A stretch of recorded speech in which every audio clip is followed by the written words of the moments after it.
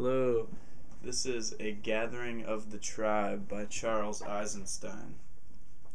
Once upon a time, a great tribe of people lived in a world far away from ours. Whether far away in space or in time, or even outside of time, we do not know. They lived in a state of enchantment and joy that few of us today dare to believe could exist, except in those exceptional peak experiences when we glimpse the true potential of life and mind. One day, the shaman of the tribe called a meeting. They gathered around him, and he spoke very solemnly. "My friends," he said, "there is a world that needs our help.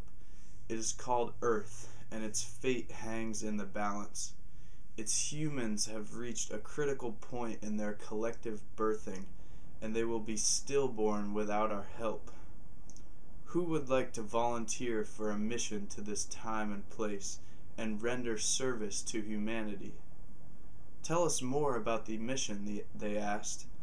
"I'm glad you asked, because it is no small thing. I will put you into a deep, deep trance, so complete that you will forget who you are.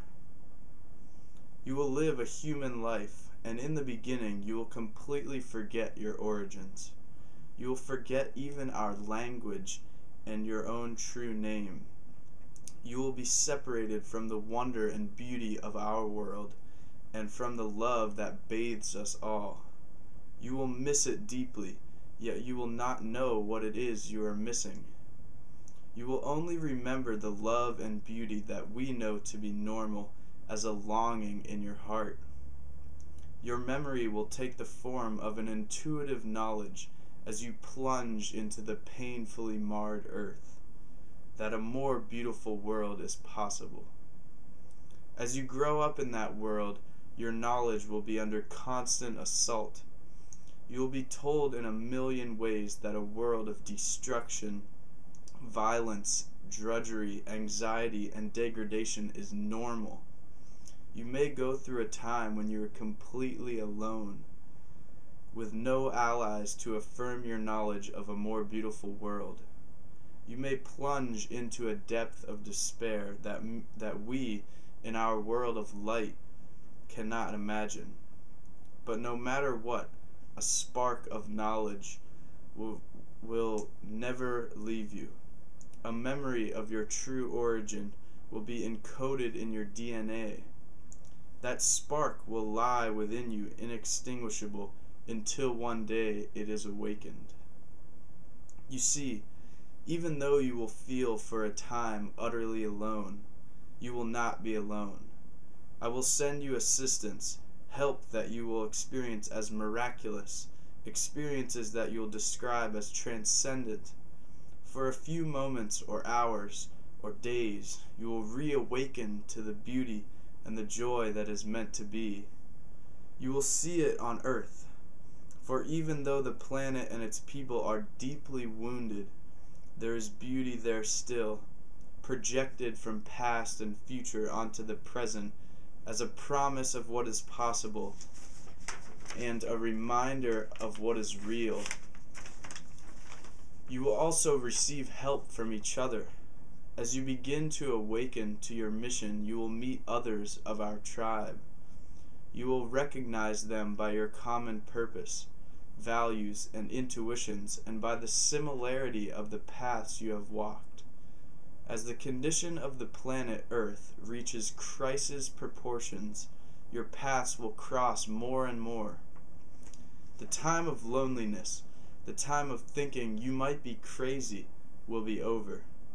You will find the people of your tribe all over the earth and become aware of them through the long-distance communication technologies used on that planet.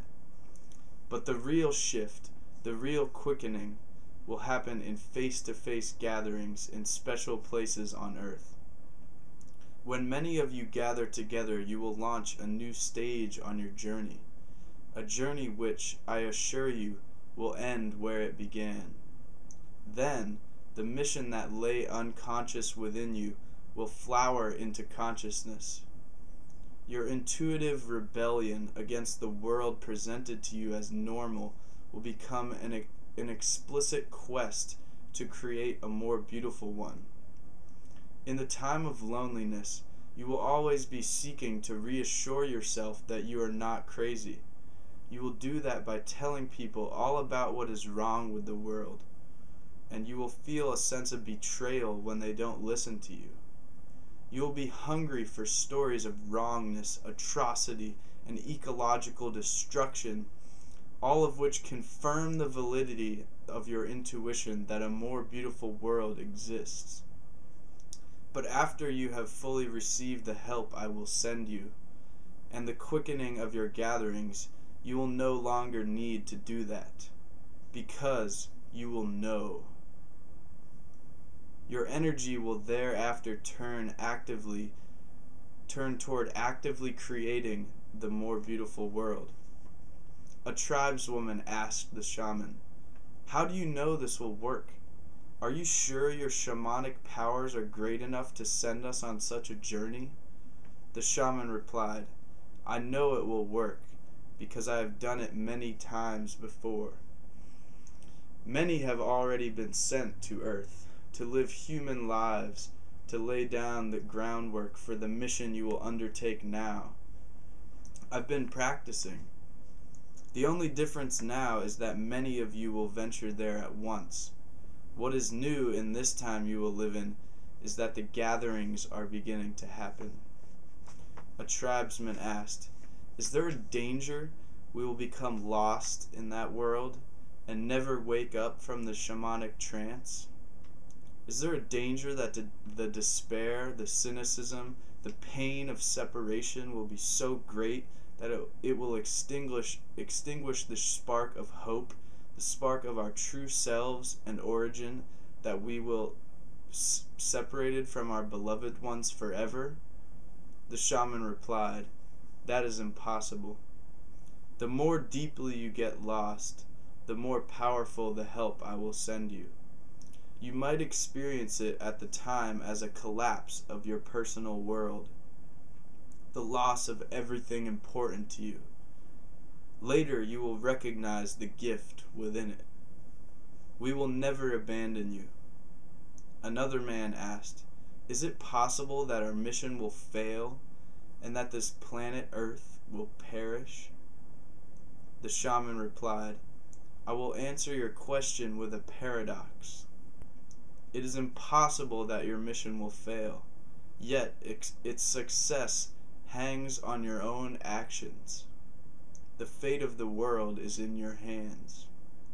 The key to the paradox lies within you, in the feeling you carry that each of your actions, even your personal secret struggles within, has cosmic significance. You will know then, as you do now, that everything you do matters. God sees everything." There were no more questions. The volunteers gathered into a circle, and then the shaman went to each one. The last thing each was aware of was the shaman blowing smoke into her face. They entered into a deep trance and dreamed themselves into the world where we find ourselves today. Who are these missionaries from the more beautiful world? You and I are surely among them. Where else could this longing come from, for this magical place to be found nowhere on earth, this beautiful time outside of time? It comes from our intuitive knowledge of our origin and our destination. The longing, indomitable, will never settle for a world that is less. Against all reason, we look upon the horrors of our age mounting over the millennia, and we say, "No, it does not have to be this way." We know it because we have been there. We carry in our souls the knowledge that a more beautiful world is possible. Reason says that it's impossible.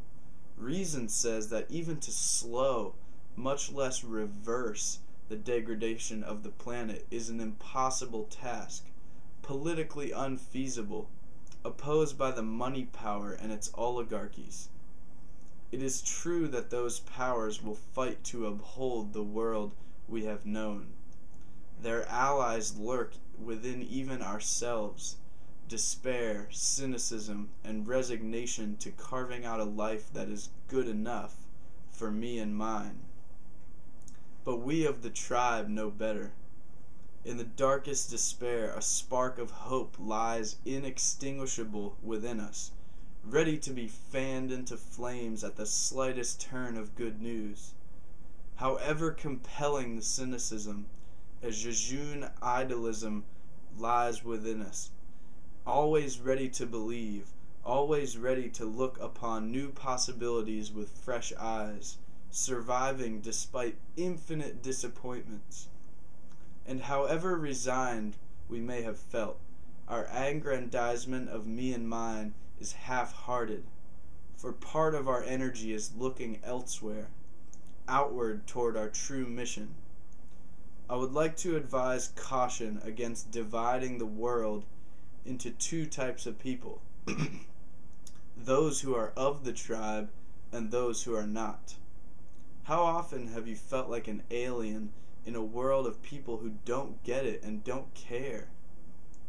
The irony is that nearly everyone feels that way deep down. When we are young, the feeling of mission and the sense of magnificent origins and a magnificent destination is strong. Any career or way of life lived in betrayal of that knowing is painful, and can only be maintained through an inner struggle that shuts down part of our being. For a time, we can keep ourselves functioning through various kinds of addictions or trivial pleasures to consume the life force and dull the pain. In earlier times, we have kept the sense of mission and destiny buried for a lifetime and called that condition maturity. Times are changing now, though, as millions of people are awakening to their mission at the same time. The condition of the planet is waking us up. Another way to put it is that we are becoming young again. When you feel that sense of alienation, when you look upon that sea of faces mired so inextricably in the old world and fighting to maintain it, think back to a time when you too were, to all outside appearances, were a full and willing participant in that world as well. The same spark of revolution you carried then, the same secret refusal, dwells in all people. How was it that you finally stopped fighting it? How was it that you came to realize that you were right all along? That the world offered to us is wrong, and that no life is worth living that does not in some way strive to create a better one? How was it that it became intolerable to devote your life energy toward the perpetuation of the old world? Most likely, it happened when the old world fell apart around your ears. As the multiple crises of money, health, energy, ecology, and more converge upon us, the world is going to collapse for millions more.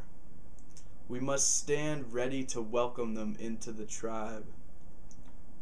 We must stand ready to welcome them back home. The time of loneliness, of walking the path alone, of thinking maybe the world is right and I am wrong for refusing to participate fully in it, that time is over. For years we have walked around talking about how wrong everything is. The political system, the education system, religious institutions, the military-industrial complex, the banking industry, the medical system. Really, any system you study deeply enough. We needed to talk about it because we needed to assure ourselves that we are not, in fact, crazy.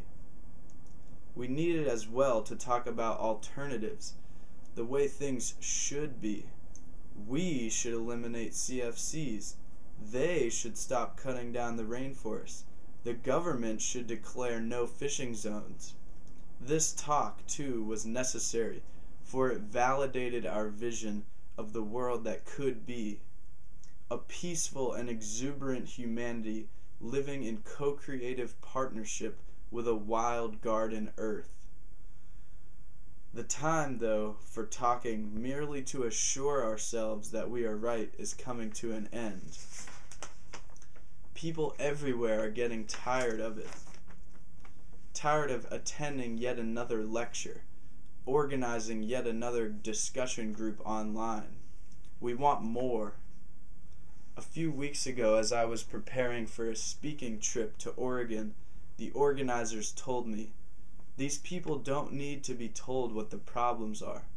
They don't even need to be told what the solutions are.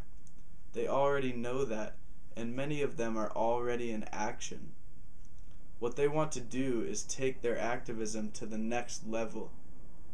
To do that, to fully step into one's mission here on earth, one must experience an inner shift that cannot be merely willed upon oneself. It does not normally happen through the gathering or receiving of information, but through various kinds of experiences that reach deep into our unconscious minds.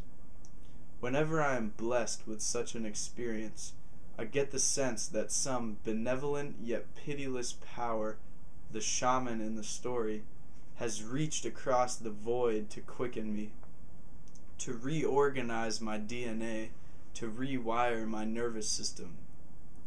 I come away changed. One way it happens is through the gathering of the tribe. I described in the gathering of the tribe I described in this story. I think many people who attended the recent reality sandwich retreat in Utah experienced something like this. Such gatherings are happening now all over the world.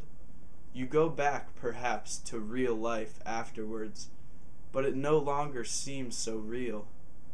Your perceptions and priorities change. New possibilities emerge.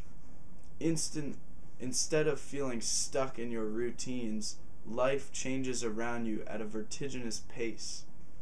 The unthinkable becomes common sense, and the impossible becomes easy. It may not happen right away, but once the internal shift has occurred, it is inevitable. Here I am, a speaker and a writer, going on about how the time for mere talk has ended. Yet not all words are mere talk. A spirit can ride the vehicle of words, a spirit that is larger than, yet not separate from, their meaning.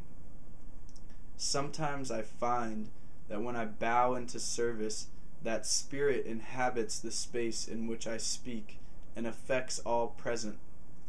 A sacredness infuses our conversations and the nonverbal experiences that are becoming part of my events.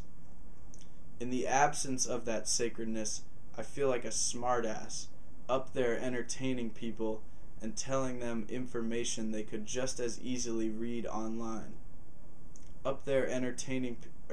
Last Friday night, I spoke on a panel in New York, one of 3 smartasses, and I think many in the audience left disappointed, though maybe not as disappointed as I was in myself. We are looking for something more, and it is finding us.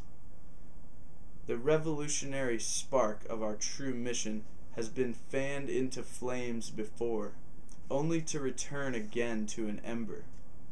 You may remember an acid trip in 1975, a Grateful Dead concert in 1982, a Kundalini awakening in 1999, an event that, in the midst of it, you knew was real, a privileged glimpse into a future that can actually manifest.